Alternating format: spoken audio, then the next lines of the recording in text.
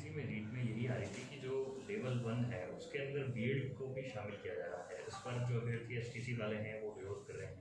क्या देखिए, एनसीटी की गाइडलाइन की अक्सर से पालना करनी होती है किसी भी राज्य में। एनसीटी की जो भी गाइडलाइन होगी इसके बारे में बीएड को करने की नहीं करने की, उस एनसीटी की गाइडलाइन का पालन किया जाएगा। सर, अंकों में रियायत दी गई है 5 से लेकर 20%, लेकिन टीएसपी के कई ऐसे क्षेत्र हैं जहां पर जो वर्ग हैं उसमें निर्धारण नहीं है। जैसे डूंगरपुर उदाहरण एक बात करते हैं, वहां ओबीसी को जनरल के बराबर रखा जाता है। तो ऐसे में क्या उनको रियायत मिलेगी? साथ ही एमबीसी में जनरल तो आ जाता है लेकिन वहाँ ओबीसी को रियायत नहीं है। देखिए, वहाँ के लिए गजट नोटिफिकेशन महामहिम राज्यपाल के द्वारा निकाला गया है, तो उन लोगों को किसको क्या रियायत मिलेगी उसमें हमारा विभाग कुछ भी नहीं कर सकता। उसमें जो महामहिम राज्यपाल से जो नोटिफिकेशन तत्कालीन सरकार के समय निकला हुआ है उसी के ऊपर हमको चलना पड़ेगा। और मोटा मोटी जो शिक्षक पात्रता परीक्षा होती है या सिलेक्शन होता है उसमें जो एनसीटी की गाइडलाइन है वो हमारे लिए मैंडेटरी है। तो एनसीटी की गाइडलाइन से हम इधर उधर नहीं जा सकते।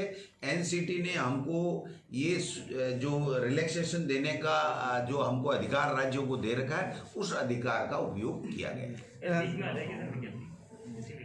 सर, एक 90-10 का भी एक बड़ी रियायत दी गई है। लंबे समय से बेरोजगार मांग कर रहे थे कि 90-10 किया जाए। रीट के जो अंतिम चयन है उसको लेकर भी एक बड़ी राहत दी गई है विभाग में। देखिए, हमारी सरकार सबको साथ लेके चलती है और जो हमारे शिक्षित युवा बेरोजगार हैं जिन्होंने बहुत मेहनत करके आशा और विश्वास के साथ में हमारी सरकार को सपोर्ट किया था, हमारी सरकार ये चाहती है कि उन युवाओं की भावनाओं के अनुरूप जो नियमों में संभव हो सकता है वो हम उनको रियायत दें। और इसी का प्रत्यक्ष उदाहरण आपको देखने को मिलेगा कि 6 महीने बाद में 3rd ग्रेड की L1 या L2 की जो वेटिंग लिस्ट है वो ऑपरेट नहीं हो सकती।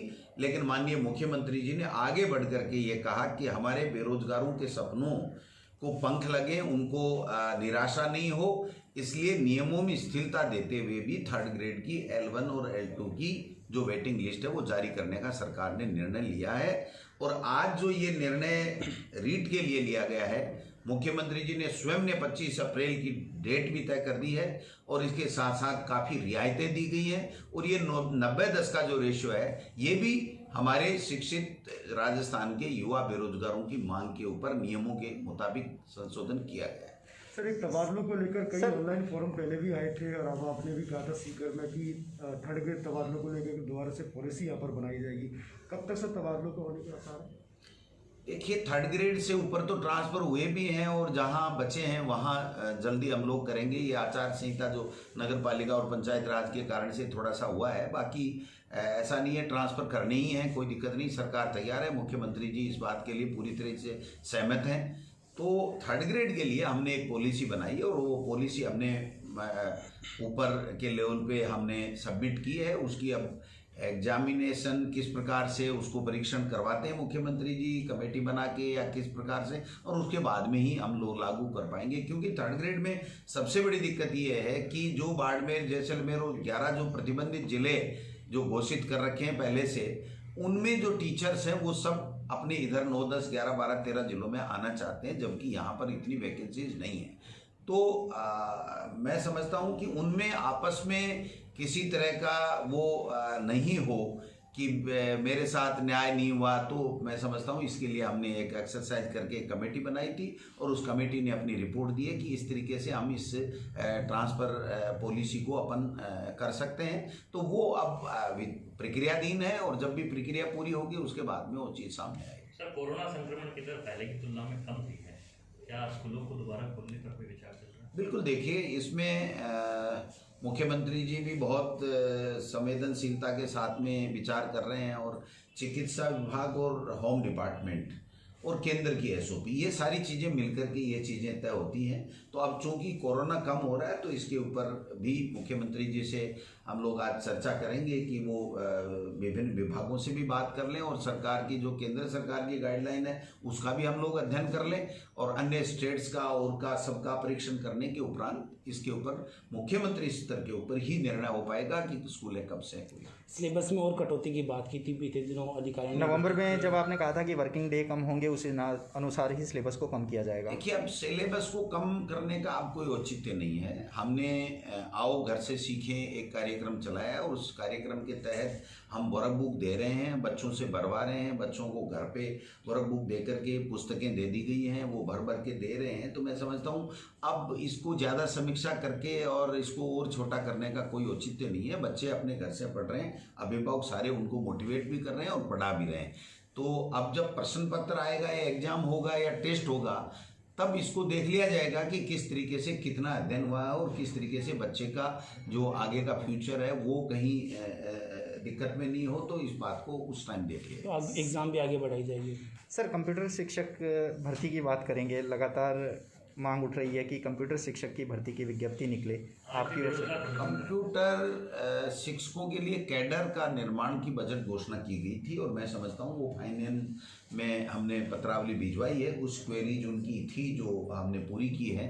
तो मैं समझता हूँ इस वित्तीय वर्ष में जो बजट घोषणा थी वो कार्डर निर्माण की थी।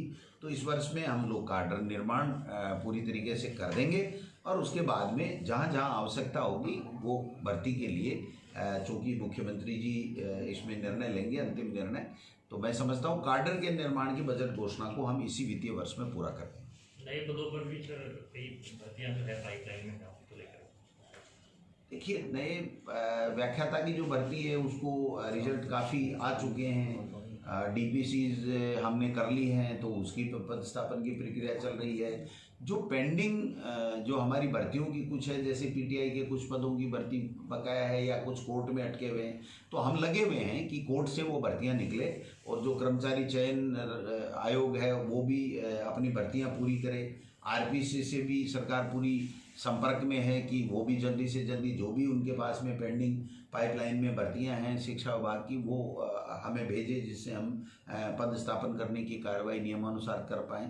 तो मैं समझता हूँ हमारी सरकार कोरोना काल में लोगों को संक्रमण होने से बचाने के साथ साथ शिक्षित बेरोजगारों को ज़्यादा से ज़्यादा कैसे नौकरियां दें और उनके भविष्य को कैसे बेहतर बनाया जा सके, क्वालिटी एजुकेशन बच्चों को कैसी दी जा सके, इन सब में पूरी तरीके से प्रयासरत है। और उसी का परिणाम है, आपने देखा होगा कि नगर निकाय चुनाव में 24% पे भारतीय जनता पार्टी निपट के रह गई और मुख्यमंत्री बनने के हसीन सपने, मुंगेर लाल के हसीन सपने उनके कभी पूरे नहीं हो पाएंगे क्योंकि उन्होंने प्रतिपक्ष की भूमिका ढंग से निभाई नहीं है। और हमने अच्छे तरीके से कोरोना काल होते हुए भी बेहतर तरीके से प्रबंधन किया हमारी सरकार। सर, आपकी सरकार से पहले की भी कुछ भर्तियां अटकी, 2013 की अटकी, 98 अटकी, ऐसे बहुत सारे मसले अटके हुए, क्या उनको भी आप देखिए, कोर्ट में जो भी भर्ती अटकी है उसकी हम लोग पूरा तरीके से कोशिश कर रहे हैं कि कोर्ट से वो बाहर निकल के आएँ, लेकिन उसमें सरकार का ज़्यादा जोर चलता नहीं है क्योंकि वो कोर्ट है।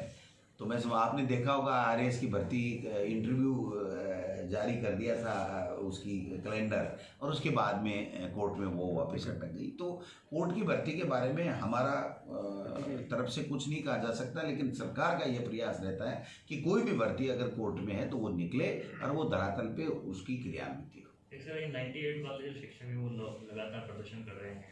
98 का कोई प्रकरण अब सरकार के यहाँ विचाराधीन नहीं है। उसका भारतीय जनता पार्टी की पिछली सरकार है, वहाँ पर मंत्रिमंडलीय समिति और सीएस और सब ने उसका निपटारा कर दिया था। तो मैं समझता हूँ हमारे पास में इस तरीके का कोई आज की तारीख में प्रकरण नहीं।